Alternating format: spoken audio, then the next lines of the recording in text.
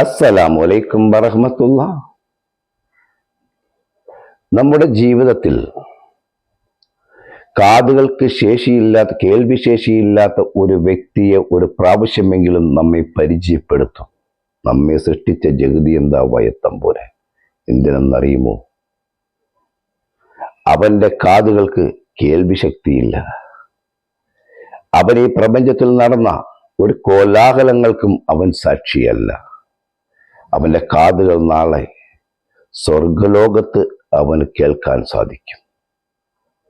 എന്നാൽ നിങ്ങൾക്കും എനിക്കും ഈ കാതുകൾ കൊണ്ട് ഈ പ്രപഞ്ചത്തിൽ നടന്ന എല്ലാ കോലാഹലങ്ങളും കേട്ട് ആ കേട്ടതിനെ നമ്മൾ ആസ്വദിക്കുകയും വിമർശിക്കുകയും ചെയ്തതിൻ്റെ പേരിൽ നാളെ ശിക്ഷിക്കപ്പെടുക തന്നെ ചെയ്യും.